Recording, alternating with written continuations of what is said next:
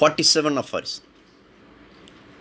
Nothing could teach the physician in a plainer and more convincing manner than the above what kind of artificial morphic agent within bracket medicine he ought to choose in order to cure in a sure, rapid and permanent manner.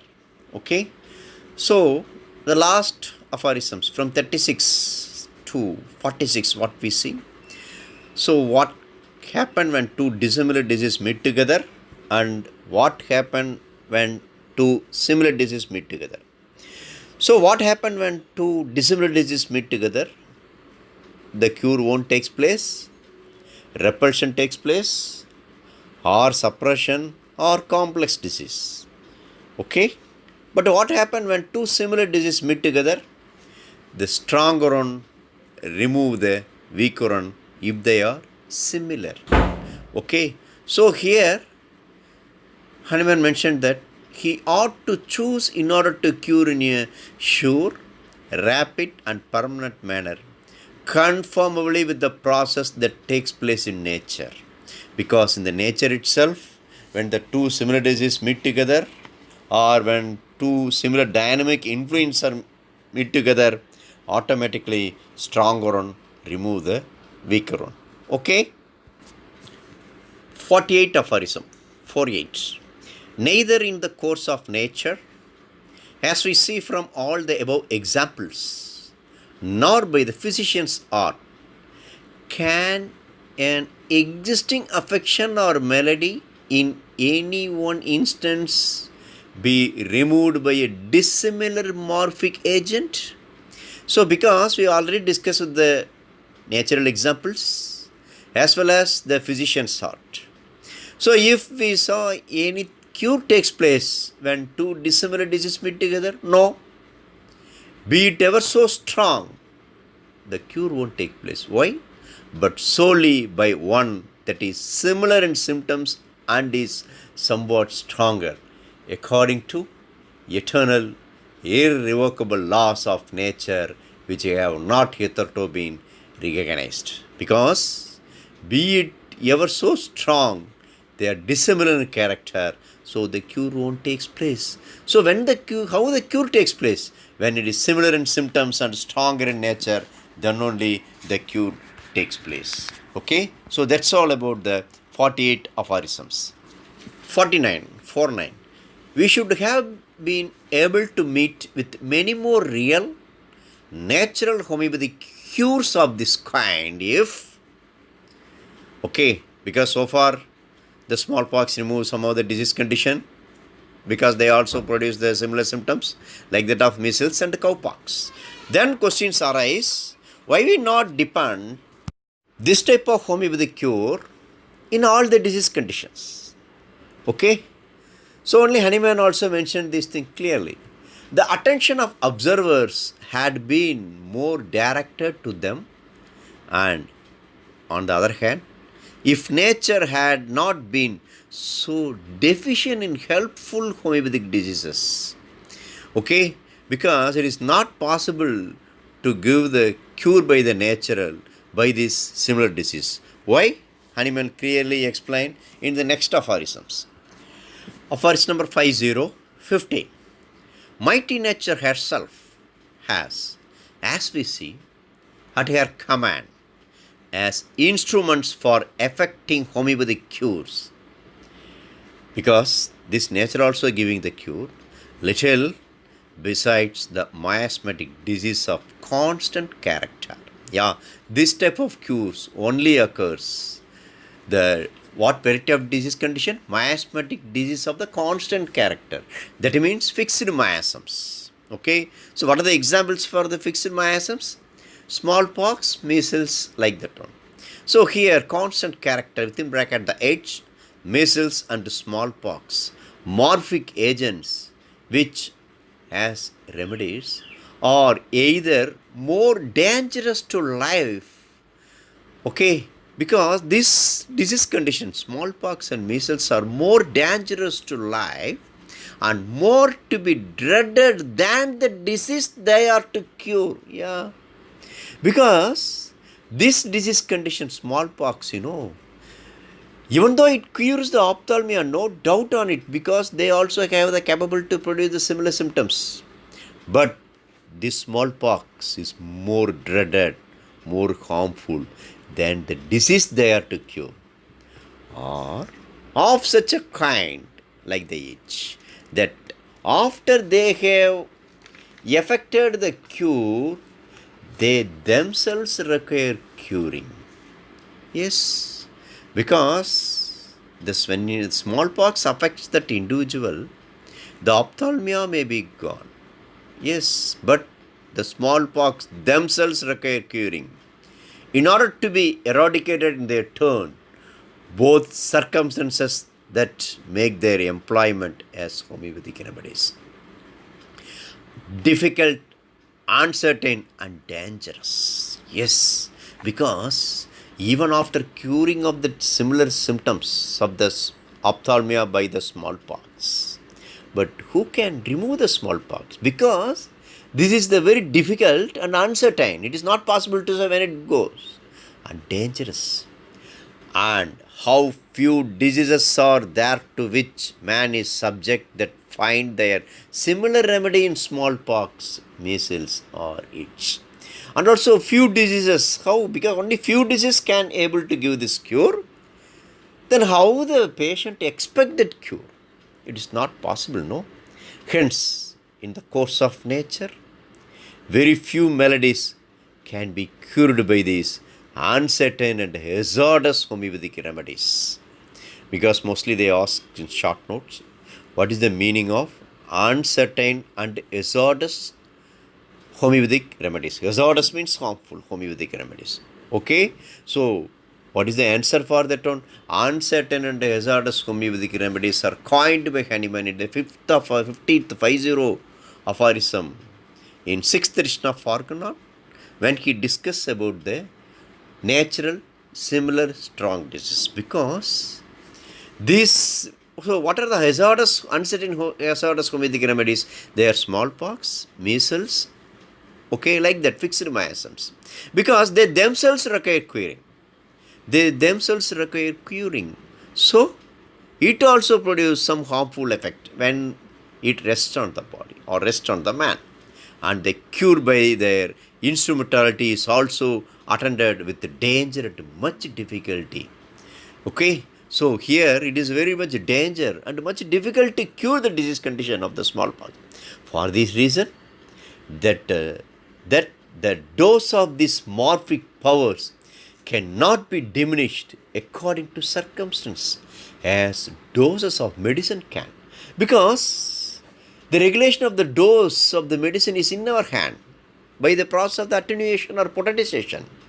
So no problem. When we measure the strength of the disease condition, we can cure by the medicine.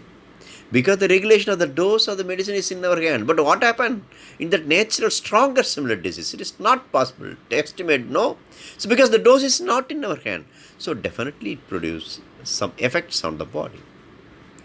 But the patient afflicted with an analogous malady of long standing must be subjected to the entire dangerous and tedious disease. Okay, now the patient which is affected by this similar stronger disease condition, definitely it affects and produces the very tedious disease.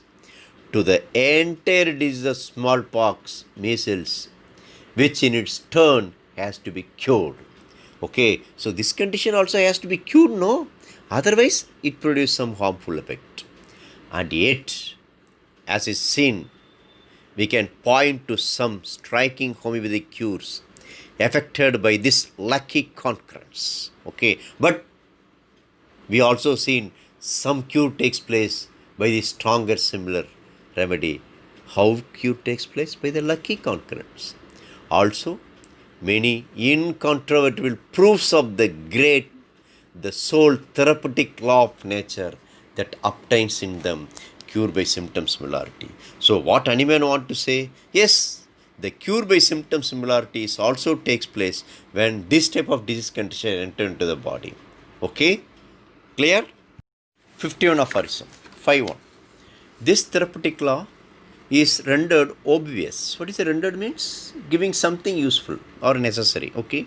So this therapeutic law is rendered obvious to all intelligent minds by these facts, and they are amply sufficient for this end. Yes, it is sufficient for the end, because when two dissimilar diseases meet together, the cure won't take place.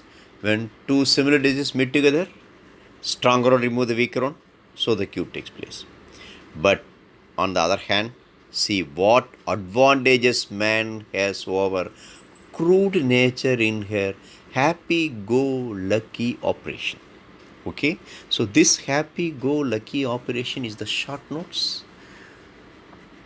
Okay, when Hahnemann discussed with the natural stronger similar disease, Hahnemann used the word happy-go-lucky operation, because we cannot expect this type of natural stronger similar disease for all the similar disease condition. Okay, because we can't expect, even though they are giving the cure, but they are only lucky concurrence. Last aphorism we just saw the lucky concurrence. By the lucky only they cure the disease condition. How many thousands more of homeopathic morphic agents has not man at his disposal for the relief of his suffering fellow creatures in the medicinal substance universally distributed throughout creation? Okay, so how many disease conditions are there? This type of disease condition, this type of means stronger similar disease condition is there for curing the natural disease of the weaker one. It is not like that one.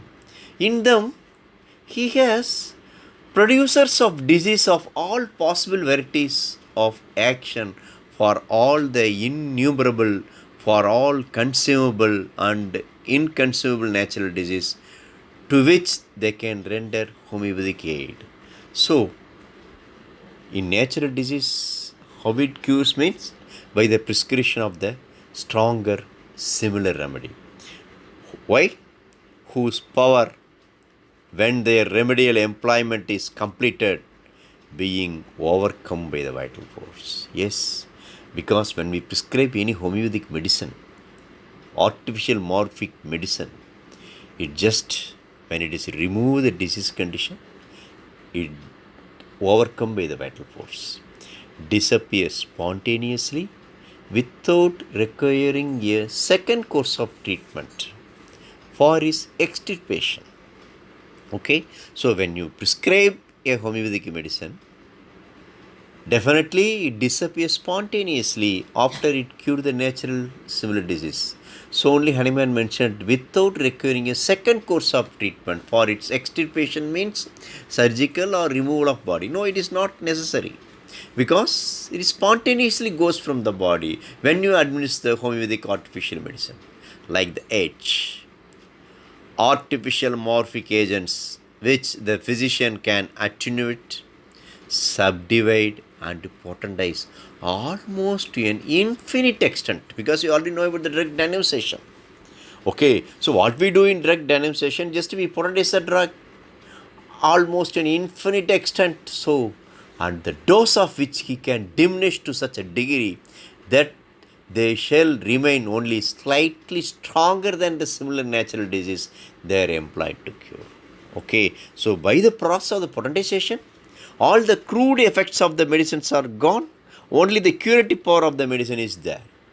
Okay, so this curative power is only slightly stronger than the similar natural disease. So that in this incomparable method of cure, there is no necessity for any violent attack upon the organism for the eradication of even an inveterate disease of old standing. Okay, so by this prescription of the medicine, when the cure takes place, after that, there is no need of any kind of treatment for removing this chronic disease. The cure by this method takes place by only a gentle, imperceptible and yet often rapid transition from the tormenting natural disease to the desired state of the permanent health. Superb.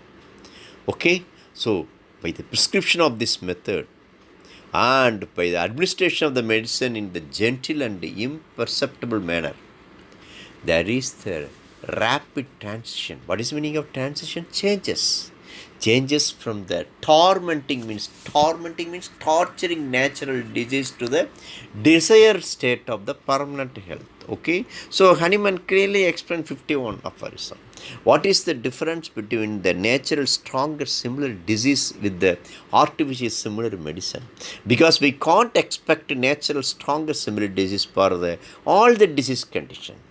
Okay, so it is only expected by the hope happy-go-lucky operation. But when we have the medicine, that medicine is artificial similar medicine, we can able to potendize. So we can reduce the dose of the medicine. Otherwise, we can say reduce the material substance of the medicine. So it acts only on the dynamic manner. It is slightly stronger than the weaker similar disease. So the cure takes place. There is no side effects after the intake of the homeopathic medicine. There is no further treatment was necessary. Only the rapid transition from the tormenting natural disease to the desired state of the permanent health will take place. Okay, clear?